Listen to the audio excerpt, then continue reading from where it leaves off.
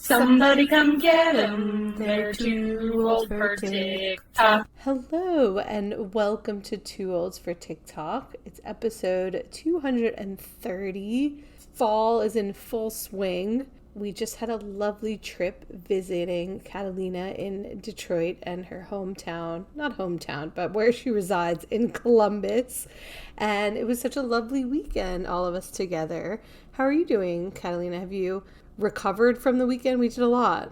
Have I recovered? I feel more recovered than when I went to New York a couple of weeks ago because I was able to spend the last evenings in my own home. And I think that really does make a difference. And I'm sorry to those of you who did not have that because I imagine that you are tired now, but also I feel as though I've lost my voice. Yeah, you don't sound great, so there's that. But I like going on trips with friends and Ben and you know all the great people in my life because I am not on my phone as much, so I wasn't watching as many TikToks, but I did catch up.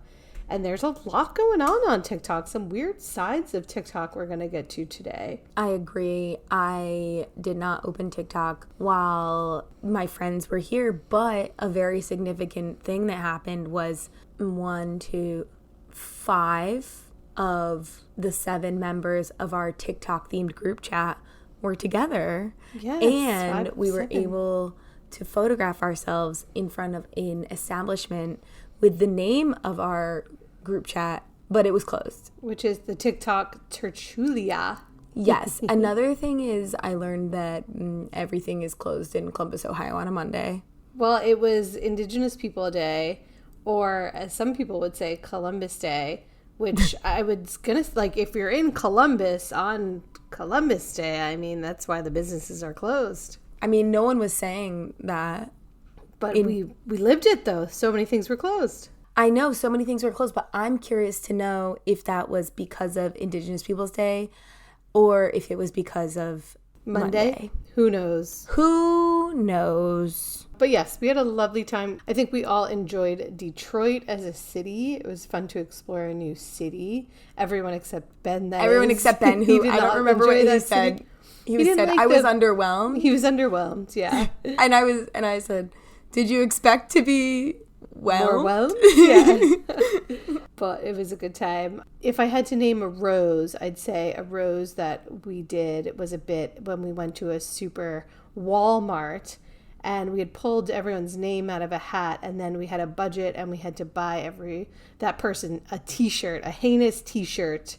And that was a very fun activity. And now I have Ashley went rogue because Ashley got me, and she didn't buy me a t-shirt, but she bought me the softest pumpkin fleece sweatshirt thingy that was still on budget for like $15. It's wonderful. I'm going to wear it all the time. Yeah, you have, as someone who doesn't like Halloween costumes, you have an automatic Halloween costume. Yeah, I could be festive and comfortable. That's great. I almost expected you to be wearing it right now. Oh, you know what? It's not. I plan to wash it. That's why. Mm-hmm. I didn't engage in washing my item.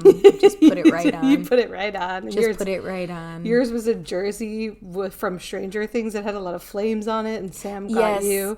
Our friend Sam, who was insisting that we had to get a 4XL of every t-shirt. Which, by the way, they didn't even make 4XLs in most of the t-shirts in any of them. I didn't see a single 4X there, which actually take a stand. We need to take a stand for the people who need 4XLs because they weren't available. Lived that experience, but Sam got me a 3X of this jersey that's really special. I don't think it's breathable enough to sleep in, but I will wear it. Yeah. Very and good. I did wear it. And it would make for a great TikTok video. So I feel like I've seen stuff like that on TikTok. So thanks for the inspiration, TikTok. Thanks, TikTok. What was your rose? I mean, so there's this corn field installation, this art installation outside of Columbus that we went to. I've always wanted to go, and it's really ridiculous. And we have one of the friends in our group, Sam, loves corn, and she was just like really. There's more of it's an obsession with corn. It's definitely a love, but it's more, someone could love, a carrot or a banana.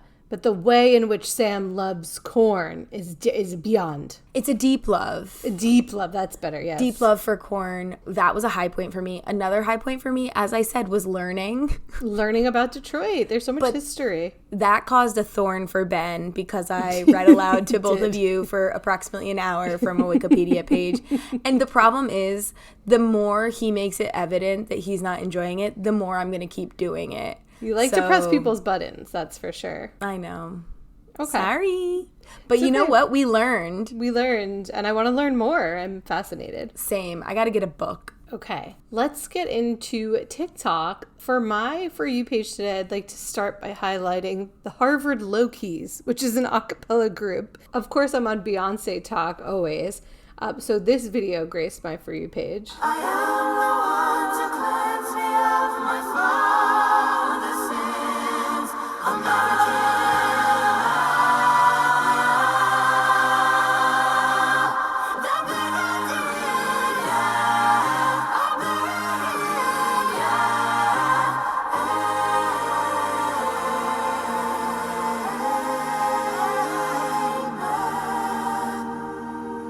It's just so beautiful. I want more of it. I went on a deep dive of their TikTok page. I feel like they're just starting to really catch on, or not catch on, but do social media. So I can't wait to see more videos from them. And all their lovely voices. And this Beyonce song that they did is amazing. Requiem. What are your thoughts about acapella, Catalina? I'm trying to think of a thought to have. I'm happy that they're talented and that they are blowing up online and that they're getting the attention they deserve. They're not blowing up yet. I think they have a little under 10,000 followers. So wait, yeah. But I think they're on their way to. They're not really consistently posting. I think they're going to start. I think you definitely get this type of content because it's musical theater adjacent. And Beyonce, of course. This is right up my alley. Yeah, I get musical theater, I get Broadway, I get all of those, but I don't think I've quite gotten a cappella yet. Have you, but are you on Beyonce Talk? I don't think you are. Not actively. I am always actively on Beyonce Talk. I'm currently not wanting to be, but on Taylor Swift voice note talk, which I don't. Oh, I'm not on that. I'm just getting served all these. You gotta swipe away. Ugh, I know. I don't want to engage in. As I said last week, I'm just like, I don't even want to engage in this. And yeah, people are really up in arms about the fact that she's selling her voice notes. Is she?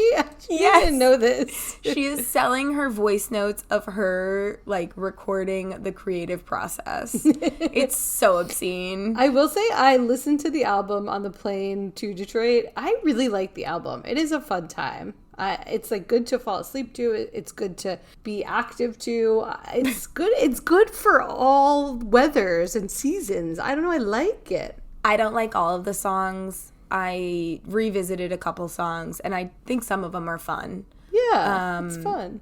But not all. It's not a no skips album. That's whatever. For me. Okay, yeah. Okay, next, and this is a bizarre side of TikTok. A lot of people are on it. I think Claudio mentioned he's on this side of TikTok as well. It's about Mount Everest.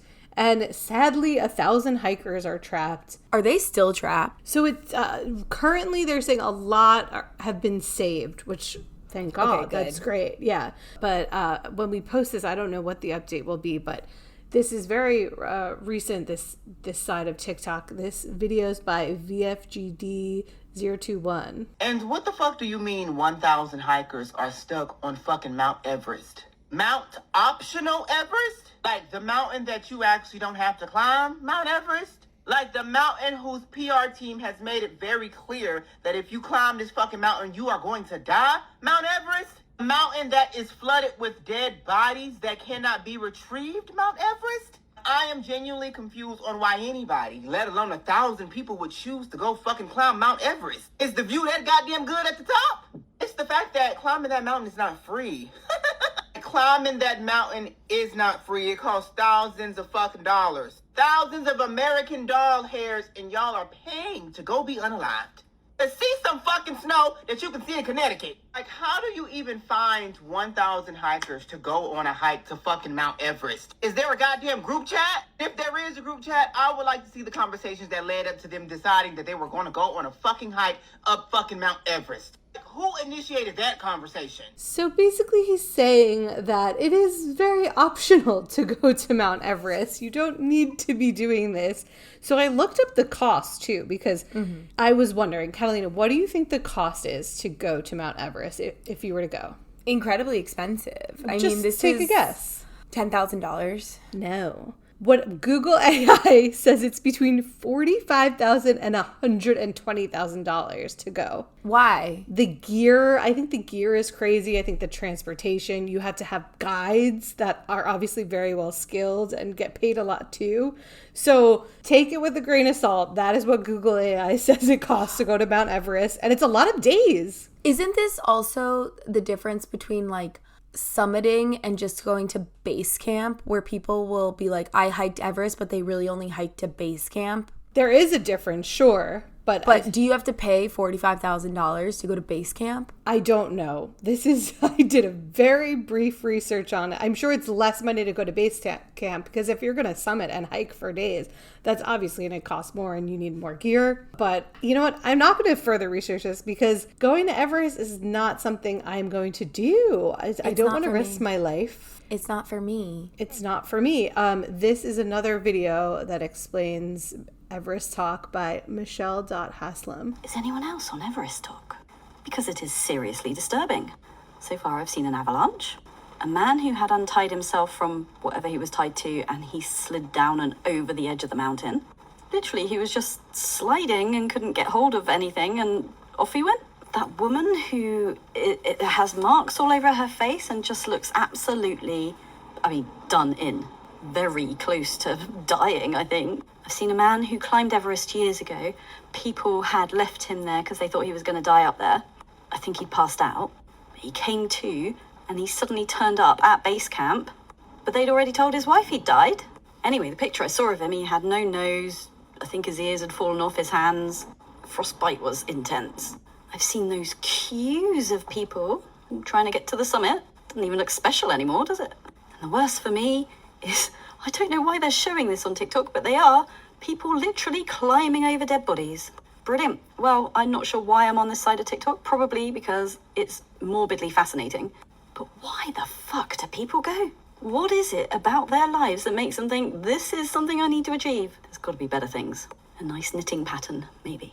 So she's talking about a girl on this TikTok who came across my For You page too, because now I'm getting like all the Everest talks. This girl looks so unwell. She's got to be in her 20s. It's scary to see. It's kind of like this creator said, like, you can't look away because you're I want to make sure she's okay. She seems to be on the brink of death's door. She's so unwell. She was rescued, and she's alive, right? But like, these videos she took of her seemingly like almost dying. What is causing her almost death though? The elevation and the amount of time they were stuck there. People were sliding down the mountain. The weather. Right. I think if the weather turns, like, you're up there for way longer, you don't have enough oxygen, maybe you're not physically fit enough. There's so many factors. She was not well. I mean, I think this is also just us. People have been doing summiting Everest for a long, long time, right? But our ability to have this proximity to them although how are they getting cell phone service? I don't think they're getting data. Service. I think they're taking videos. Like, I think this creator is taking videos and posting it later on, which is how I know she's alive. Oh, okay. Yeah. Or like satellite somehow. There must be some ways of communicating. She wasn't posting from, like, she's definitely had all these videos saved, and then when she got to base camp and there was Wi-Fi, like, she was uploading them. It's not in real time. There's just other things I'd rather do with my time than summit Everest. Like what? Mostly anything, I think. Yeah, agree. I really think it's low. I mean, I'm not a thrill seeker. I'm not an adrenaline junkie. No, this type, it seems, if there's a risk factor that high of, like, you could die, like, no thank you. I think the death risk of that type of mountain is just not interesting to me. I don't want to suffer like that. I do think there's an uptick in the amount of people hiking Mount Everest because of social media too. Of course. It's like the amount of people going to the poles or whatever. That's true. Antarctica. Yeah, taking those cruises. Going to the poles. Get out the boat. We're going to the poles. Going to the poles. If you're in line, stay in line. I've expressed no, I don't just, it's fine. I don't need to go. Thank you. I also don't need to like go off of Niagara Falls in a barrel. I don't need to jump out of a plane. I mean, I did jump out of a plane, but the skydiving, the bungee jumping, the risk is so much lower. No helicopters, no Everest. No, thank you. Actually, who was saying something about a glider? Someone talked about a glide. Oh, it was this weekend. Someone was saying that I should get a glider, and they meant a porch glider, but I thought that whoever said it meant like a gliding airplane. I don't understand what a porch glider is, number one, and why you would ever be recommended to get a glider airplane. Okay, a porch glider is is basically like a porch swing, but it's not hanging. It just... Oh, sure. Yeah. It's called a glider. Oh my God. Speaking of gliders, I do like my glider for the baby. I guess you're supposed to have like a rocking chair for the baby. Mine just came. I have to unbox it. Oh, excellent. But it's not allowed to be for the baby, right? Because you're not allowed to have things for the baby. Well, I'm going to sit on it. It's for me. Yeah. Yeah. In bed. Yeah. Excellent. Dina thought I called her baby fat this weekend. I could have sworn you said, what if she's fat? And I turned to you and I said, she probably will be fat and you must deal with it. I don't know. But I didn't say then that. You didn't even remember what you were trying to say, though. And that's a day in the life of Kata. Okay, moving on from Everest TikTok, we have an update from the creator Gooby Gubby, whose grandmother recently passed away. We spoke about them a lot. And the grandmother, Mimi, left a lockbox in Switzerland. So here's the update from them. I have what's inside the lockbox. A lot of you thought it was going to be empty. You thought I was going to play a joke on you. No, this is legit. This is real. It is a book. You're like, oh, it's just a book. No, it's not just a fucking book, okay, divas? Well, first, there's photos inside. We'll discuss that in a second. It literally says, to Andrea, love, mommy. And it is covered in crayon markers, I'm sure from my mother. But it is a handwritten book by Mimi, Judy Calicman, Pistache the Peanut. And it follows this peanut. And all he wants in life is to be eaten by an elephant. I'll go through it all with you guys another time. I'm not going to do it because we're obviously in public right now, still in Switzerland. But this is absolutely insane. And the craziest part is my favorite animal of all time as a kid was literally an elephant. Very strange. I literally was collecting elephants all as a kid. And then this we'll have to investigate further. But there's photos, like all these like vacation photos of Mimi and Papa. I have no idea where they are. We're going to have to look into this, but they're absolutely stunning. More to come. Just wanted to show you this now because I'm still like vibrating, honestly. It's very like emotional, whatever. But I'll catch up with you guys in a little bit. So it's basically a book and pictures, which is like so cool. It's basically the grandma saying like, go on an adventure. Go to Switzerland, get this lockbox and look at all these pictures of me on vacation. Like maybe you could go to these places too. That's sweet. So sweet. Also because the death video was all about going to Brazil. Traveling, so clearly the idea of like traveling and living life is very important to this person. So sad though. Yeah, still so sad, but I'm glad to watch his adventures on TikTok. So now is he gonna go to Mount Everest? Probably not. No. Mount Everest is not in Switzerland, Dina. I know, but we were talking about traveling. I actually don't know where it is. I'm gonna be honest. Okay, but sorry, what were you gonna say? I was gonna say he's gonna do like a content of him going to Switzerland probably. He opened the lockbox in Switzerland. That's the video I just idiot. played. Yeah, so yes. Please cut this out. Nope, it's staying in. Sorry guys, I wasn't really prepared today.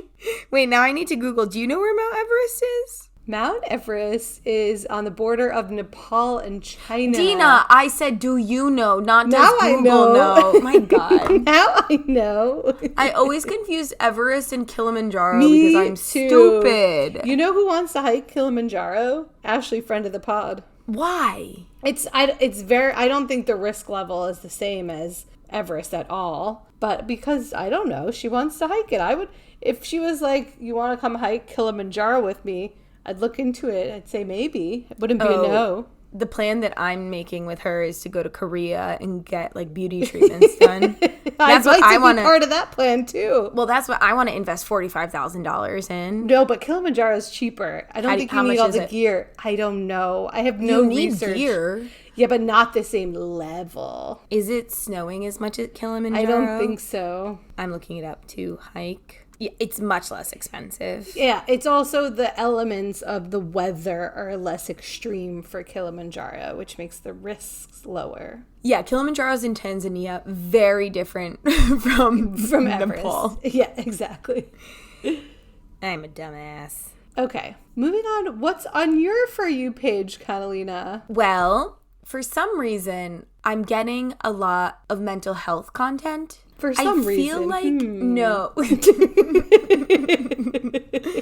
Well, first of all of our friends are always talking about mental health and wellness in a facetious manner. I also think that with the Tertulia, someone shared a mental health video that then unleashed all of, yes, I think it was the Notes app video, that the POV You're My Notes app video that Ashley, friend of the pod, shared with us, that sort of unleashed a bunch of people. I don't know. That's what I think. You're on mental health comedy talk. But now I'm thinking like the POV Notes app one wasn't really mental health, but it was about like the wild things that someone it's in the same vein. In Sure. Yeah, so the first one that I got is by the creator Abby C. Torres, recording each time that she has an intrusive thought, like an OCD intrusive thought. What if I accidentally emailed curse words to all of my coworkers and I just don't remember that I sent it, and now I'm gonna get fired? I have a pain in my leg, and it's definitely deep vein thrombosis. What if I never really graduated college, and this whole time that I thought that I did, I really didn't, and I've been lying about my degrees? What if all my friends secretly hate me, and really they're just pretending to like me and be my friend, but really they think I'm the worst?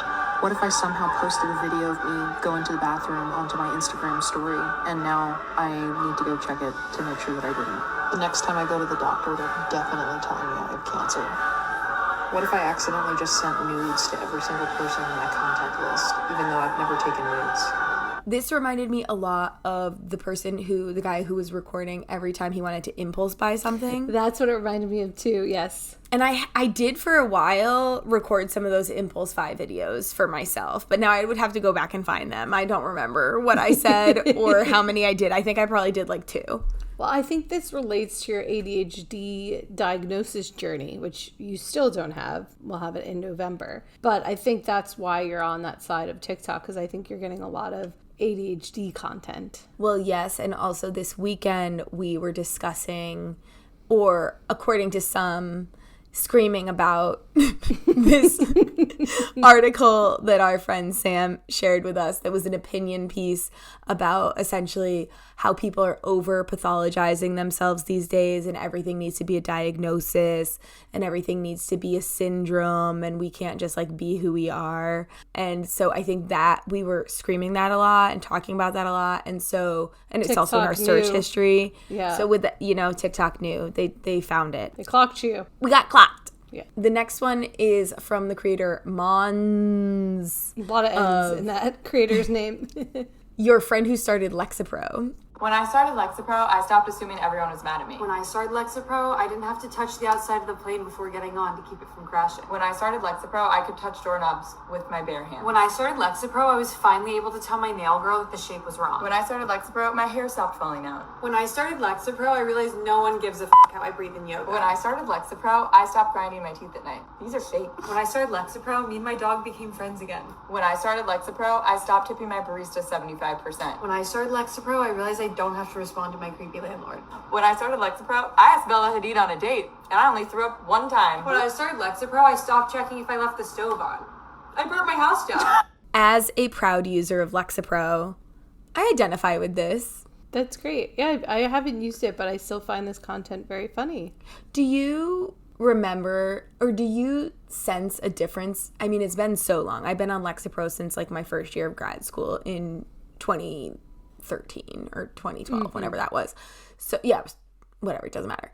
Do you notice a difference between pre-Lexapro Catalina and post-Lexapro Catalina? The biggest difference I notice is you traveling. When we traveled together in college, your anxiety was like at a level that was crazy. Like you bringing 100 bags to Italy when we met for study abroad. Not for study abroad. I didn't bring 100 bags. I brought one bag. You brought one bag and then you had hundreds of tote bags you were lugging around. I mean, it was an obscene amount. And then you would proceed to like leave the tote bag and then like getting the tray and like make it was a lot. It was a lot. Yes. And you're so much better now. But the one thing I would say maybe you should up your dose about is your new obsession with doing laundry on vacation, as Sam has pointed out. So maybe we need to up the dose. No, I don't need to up the dose.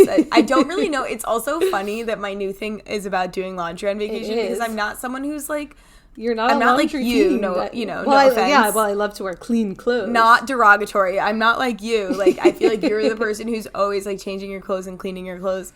But for some reason, particularly when I'm going on a long trip, and I think it's really when I'm going on a trip to like Spain, where it's like you're living there for a while, I need good laundry. But it is true that Sam came to visit and I was doing laundry like every day. But it was so hot. I was sweating so much and I had limited clothes. It's great. Short answer, yes, I've seen the changes in you. Yes, and also just look at the way my family travels, and I've really come out less scathed than possible, and I'm trying to help them as well. Okay, so nice. The final video. What? That's so nice. You're trying to help them. Thank you. The final video that came up on my For You page today was by Zero Wolf. It's the difference between applying to undergrad and grad school. Hi, I'd like to apply to your college to get a bachelor's degree. Well, okay then. I need you to write me an essay that encapsulates everything that you are as a human being. Your hopes and dreams, your accomplishments, your failures, your deepest, darkest insecurities. An essay that sums up why you, at the age of 17, are who you are and how you would contribute to our campus and our school. I also need your SAT scores, your ACT scores, your grades, 4 or 5 letters of recommendation, and a big list of your accomplishments, extracurriculars, and volunteer work. Then, and only then, will I consider allowing you entry, and there's an 80% chance that you'll be rejected anyway. Hey, I want to apply to your university and get a master's degree. Oh, okay, you got your bachelor's? Yeah. Were your grades good? They're fine. Yeah, okay, come on. This is true for master's programs. That's what I'll say. And I don't want to say it's true for MBAs because I think MBAs might be... They're competitive. I think it depends on the school. I think like a lot of MBAs are competitive. But if you're going to University of Phoenix to get your MBA, I'm sure you don't need to put in as much work in the application. Right. So I mean, the basic fact is... most standalone master's programs, and I say this as someone who went to a standalone master's program, and I don't regret it, but it was a stupid investment. Most standalone master's programs are just cash cows for the university. Yes. Because the students in and out, it's expensive. They have high acceptance rates because of that. And so it's not just a joke, like it's true. Yeah, I think it's based on the acceptance rates, but I would say it's true. When I applied to my MBA program, I did not do well on my GMATs. I took them like 3 times, but they were like, just explain you're not good at standardized tests, but you tried hard basically. So I'm like, okay, yes, I will explain that I am still a good student and these standardized test scores don't reflect how I will do in your program because I will be able to study and do well, but a standardized test is just not for me. And I still got it. But I don't. But the acceptance rate, I should look into that. I don't actually know what the acceptance rate of my program is or was, or if they publish that even. That's the thing. I'm not sure if they're public for a lot of things. I do think I don't really know with MBAs. Obviously, law school and med school and PhDs, which are more like terminal degrees, I think that I know that is different. Yeah. Different. Wow, difference. You can really tell I went to my standalone master's program. PhD. But the type of master's that I did when I graduated college, which was a 1-year MA in Madrid, garbage. Like, I mean, it was a great experience. I'm really glad I did it. They were going to let in anyone who breathes into that program as long as you had a BA. And I even had the experience applying for PhDs that certain programs will be like, well, we don't have room for you in the PhD, but if you want to do our paid masters... And that's pay so me gross. Money. Yeah. Shall we move on to the food and drink section, which is very robust these days? I like this section. Carolina, you sent this video by Musings by J01, where he's testing these TikTok recipes. Here it is. Have you been gaslit by TikTok recipes? These noodles will only take you 10 minutes to make. A quick little 30-minute meal. 1 wok, 1 spoon, and dinner in 20 minutes. Welcome to Fast to Cap. Procedures where we expose these clickbait videos to see how long they actually take, and I get scammed, so you don't have to. These noodles will only take you 10 minutes to make. 10 minutes. If I can do this in 10 minutes, I'm going to delete my TikTok account, and I'm going to try my absolute best. I need a bowl. It's already 5 minutes. What the fuck? We don't have Chinese broccoli, but we got the next best thing. Bok choy. There's no way in hell. Oh my god, I gotta do garlic stick. That is actually delicious. Okay, that's time. Words cannot describe my disappointment. First of all, this is not very visually appealing, but that's 100% most likely my fault. This gets a 7 out of 10. In terms of time, this gets a 0. 0 out of 10. This took me a total of 30 minutes to make versus the alleged 10 minutes.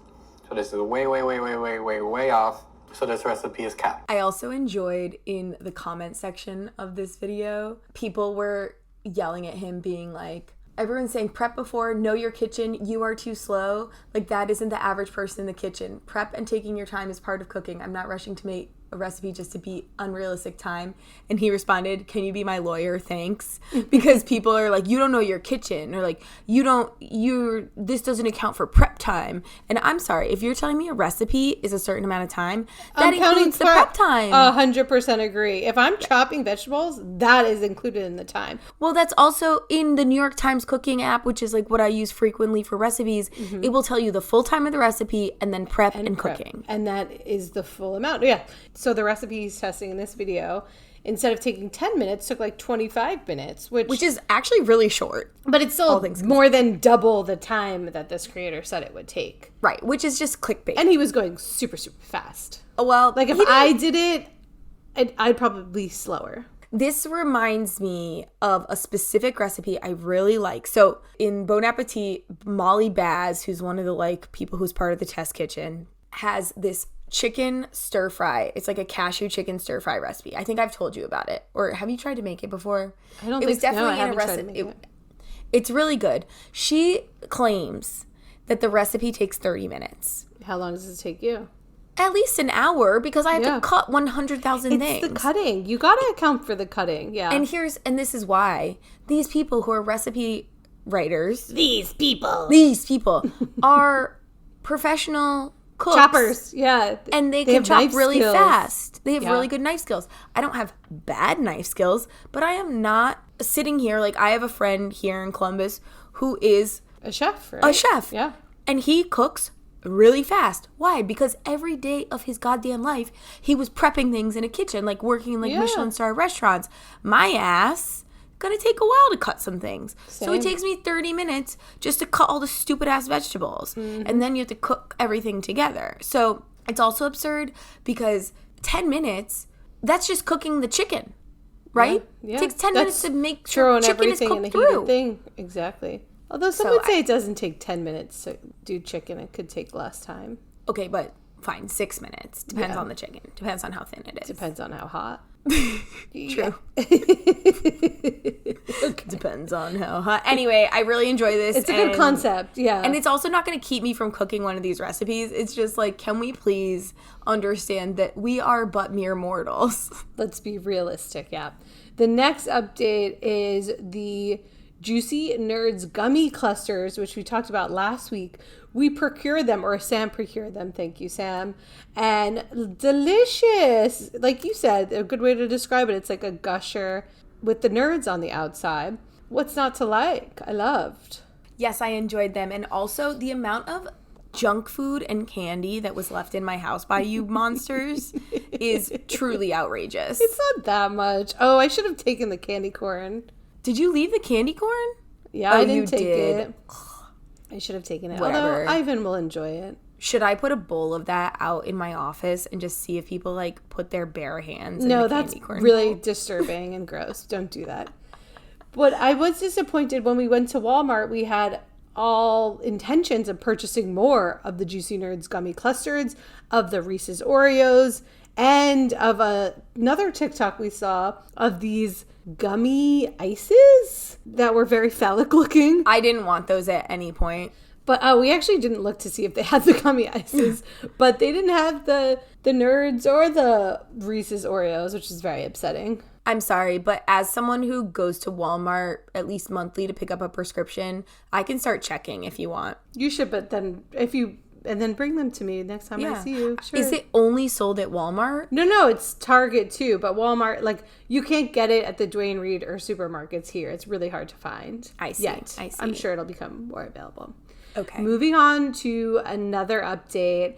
The Tyra Banks hot ice cream is still blowing up on my TikTok. Here is a review by Foods for Two. This is my official review of the Tyra Banks viral hot ice cream because I found myself on Hot Ice Cream Talk this weekend. For investigative purposes, I needed to see what all the fuss was about. For those that don't know, this is Smize and Dream, Tyra Banks' ice cream shop in Sydney. I went to their pop-up in the Rocks and the one in Bondi Junction, and the ice cream is really good. They've just started doing hot ice cream. Like, what even is that? It comes in 2 flavors. One is Tyra's favorite, which is a salted caramel. I got the fairy dough flavor because it comes with this little white chocolate fairy dough slice. So yummy. So what exactly is it? It's a hot, thick drink, which is a weird sensation to sip through a straw. But as much as I wanted to hate it, I actually kind of loved it. It's like liquefied cake batter. You need to like rich and sweet desserts to like this. I saw a lot of comments on other videos saying it's similar to a French dish called creme anglaise. I asked for another cup so I can show you guys the texture. I had no idea there were so many French culinary experts on here. But yeah, I have no idea. This is what it looks like. Honestly, kind of dig it. Would get it again. Let me know what you guys think if you've tried it. So she likes it. I like that she showed the consistency of it, which is basically like a drink.